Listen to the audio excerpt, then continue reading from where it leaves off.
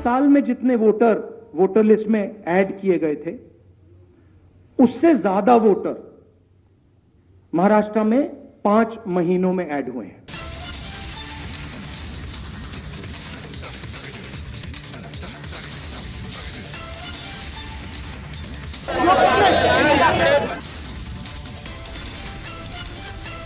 विधानसभेच्या जागा आहेत आणि तुम्हाला 107 जागा निवडून येण्याची गॅरंटी देते. निवडणूक आयोग या संस्थेच्या संबंधी माझ्या मनात काही शंकेची स्थिती नव्हती आणि म्हणून असे लोक भेटत असतात म्हणून त्यांच्याकडे मी त्यावेळी दुर्लक्ष केलं.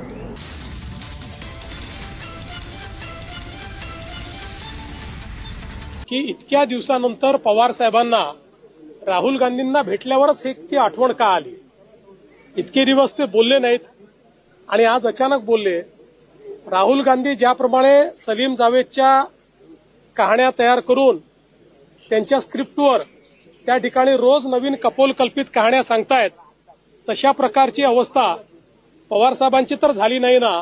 बिल्कुल, हम ये पहले से ही कहते आए हैं, बहुत दिनों से कह रहे हैं, और ये हम सिर्फ हारने के बाद नहीं तो लोकसभा में जो हमारा परफॉर्मेंस रहा उसके बाद भी हमने कहा है कि देश भर में कहीं ना कहीं वोटों की चोरी हुई है. कहीं ना कहीं चुनाव आयोग जो है वो भाजपा के कार्यालय से ही चलता है, भाजपा के दफ्तर से चलता है. राहुल गांधी जी ने जो दिखाया है वो सिर्फ हवा में बात नहीं कही है, वोट की चोरी को पकड़ा है. तो 1-2 ऐसे लोग हैं जिन्होंने 4-5 दफा वोटिंग की है, 5 जगह अलग अलग वोटिंग की है, फोटो सेम है, नाम सेम है, लेकिन आज इधर तो कल उधर ऐसे वोटिंग की है. तो मुझे लगता है कि चुनाव आयोग चुनौती देने से बदले एक काम करे कि चलो डिबेट करते हैं राहुल गांधी जी से. पूरा चुनाव आयोग आए, राहुल गांधी जी अकेले खड़े रहेंगे और डिबेट करेंगे. जो हम बता रहे हैं वो सही है गलत ये तो पता है, क्योंकि जो भी हमें इन्फॉर्मेशन मिली है उन्हीं के वेबसाइट से मिली है. तो क्या उनका वेबसाइट गलत है, रिकॉर्ड गलत है? आज जो हम 2025 में है, एआई के दिनों में इनको सीसीटीवी फुटेज ये करना है, नष्ट करना है, तो कैसी बात चल रही है?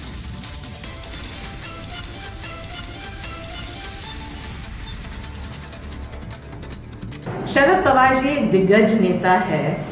हमें बताइए कि 2 लोग आते हैं उनको मिलने, वो नाम तक नहीं लेते हैं, पता तक नहीं लेते हैं और उनको भेजते हैं राहुल गांधी के पास, और राहुल गांधी फिर बोलते हैं कि हार जीत ये 2 लोगों ने तय किया. मैं पूछना चाहती हूँ, क्या ये कोई फिल्म का स्क्रिप्ट है? प्रजातंत्र लोकतंत्र की विशेषता ये है कि इलेक्शन कमीशन अपना काम करती है.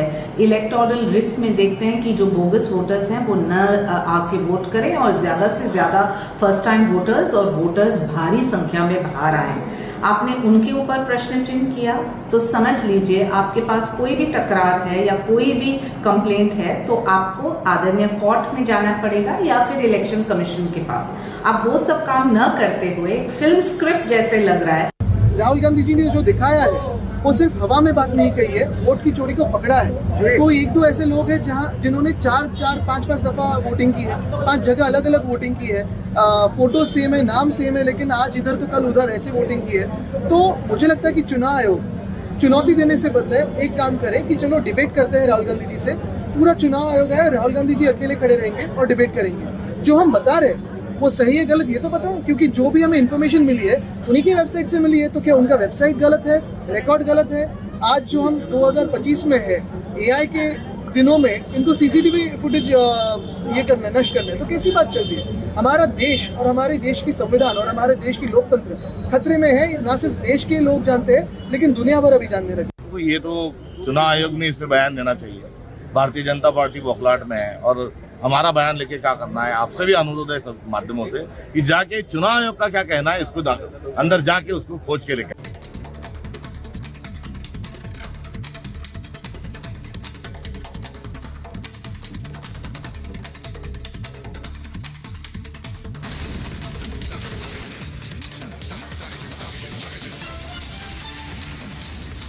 ये कहते हैं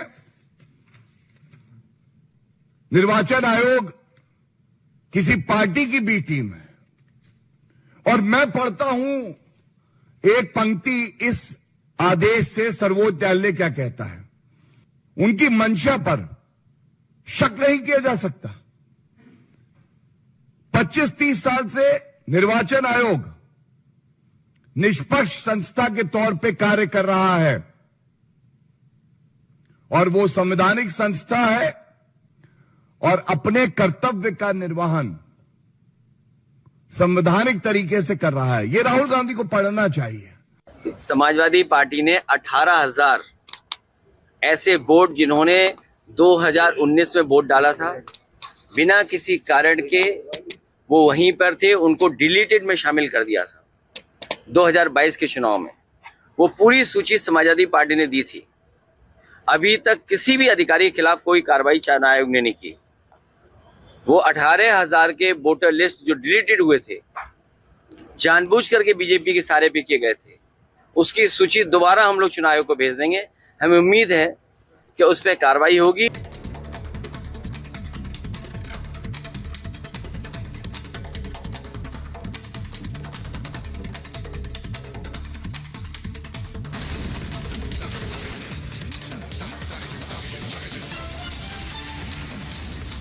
हमारी मांग है कि इलेक्शन कमीशन हमें पूरी देश की इलेक्ट्रॉनिक वोटर लिस्ट दे, वीडियोग्राफी के रिकॉर्ड्स दे। अगर ये हमें देंगे तो हम ये साबित कर लेंगे कि सिर्फ एक सीट नहीं चोरी हुई है। याद रखिए, नरेंद्र मोदी 25 सीट की मार्जिन से प्रधानमंत्री हैं। अगर हमें इलेक्ट्रॉनिक डेटा मिल जाए, हम साबित कर देंगे कि हिंदुस्तान का प्रधानमंत्री चोरी करके प्रधानमंत्री बना है।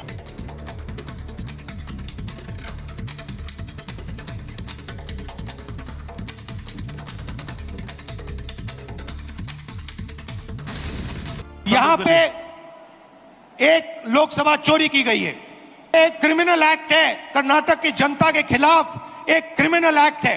कर्नाटका की सरकार को इस क्राइम का इन्वेस्टिगेशन करना चाहिए और एक्शन लिया जाना चाहिए और महादेवापुरा की सच्चाई निकालनी चाहिए। पूरे देश को यह सवाल पूछना चाहिए कि इलेक्शन कमीशन इलेक्ट्रॉनिक डेटा और वीडियोग्राफी क्यों नहीं दे रहा है। मैं लीडर ऑफ ऑपोजिशन हूं, मगर मैं अकेला नहीं बोल रहा हूं। हिंदुस्तान की सारी राजनीतिक ऑपोजिशन की पार्टियां ये सवाल पूछ रही हैं और इलेक्शन कमीशन को एकदम ये डेटा हमारे हवाले कर देना चाहिए। मैंने पार्लियामेंट के सामने, पार्लियामेंट के अंदर वोट लिया है, इस संविधान के सामने वोट लिया है, इस पर हाथ डाल के वोट लिया है। अब हिंदुस्तान की जनता हमारे डेटा को लेकर इलेक्शन कमीशन के वेबसाइट पर सवाल पूछ रही है, तो इलेक्शन कमीशन ने अपना वेबसाइट बंद कर दिया।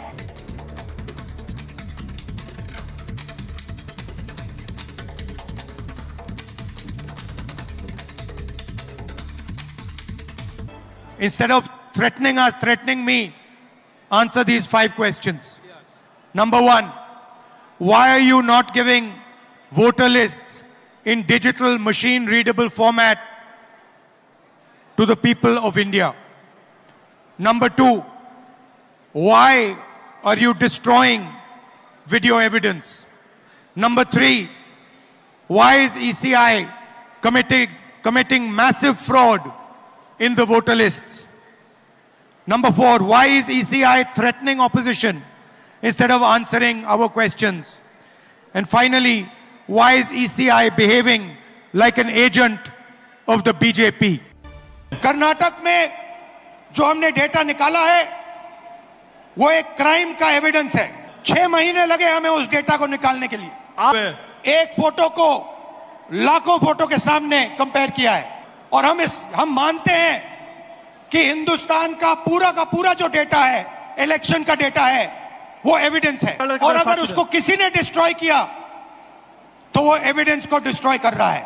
और कर्नाटक में सीट चोरी की गई है, एक लोकसभा को हमने जांच करके निकाला है।